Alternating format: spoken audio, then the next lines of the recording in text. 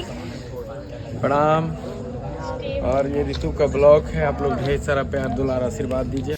तो फिर का बाजी गुंजन सर के गाना शूटिंग होता, मार कमर तोड़ नचले बानी एकदम, काहे कि गाने ऐसन रहुए। ये देखी कैमरामैन लगातार फोकस कीजिए। हेलो नमस्ते प्रणाम, मैं ऋतु चौहान और हमारे साथ हैं गुंजन सर जी। प्रणाम। और ये ऋतु का ब्लॉग है, आप लोग ढेर सारा प्यार दुलार आशीर्वाद दीजिए। हम लोग अभी शूटिंग कर रहे थे जी। ठंडे के मौसम बहुत अच्छा लग रहा है, अब बहुत अच्छा गाना है सर का। तो आप लोग बहुत सारा प्यार आशीर्वाद देते रहिए हम लोगों को। Thank you. खुश रहा, मस्त रहा। तो हई हमनी के दूसरा लुक जौन की करिया करिया, काहे कि गाना रख करिया करिया टाइप के, तो करिया करिया पहनले रहनी है। मार नचले बानी सा दुनू आदमी। एगो तो ठंडा लागत लख, लेकिन इतना नचले बानी सा कि ठंडा कोनो महसूस ना होता कि ठंडो लागत अटे।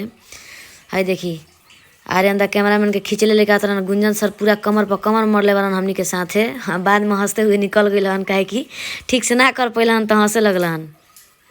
ये देखिए ने बतावा ये दादा, हई लइका होके कूथा था खटिया उठा में, लइकी होके उठा देली सन।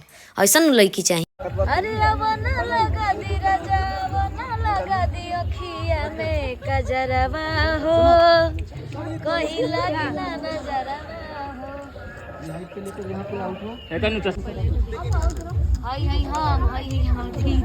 और हमने ये सोचा था कि काम कब शुरू हुई। हाँ, बैठले बैठले ठंडा में के कुल गइल इंसान के चादर ओढ़ के, सब लोग बिना चादर के बैठे रहनी, चादर ओढ़ के पूरा तनी से। हम डायरेक्टर साहब कितना मेहनत कर रहे थे, देखिए खुशी स्टेट लगा। ये है गुंजन सर जी। ठीक हो? ठीक है, हम लोग आप कैसे हैं? ये है मेरा ब्लॉग और थैंक यू सो मच सर। मेरा हम लोग का कैंटीन, ये देखिए। तनी हम खाना खाए, बहुत जोर से लगल बा भूख हमरा।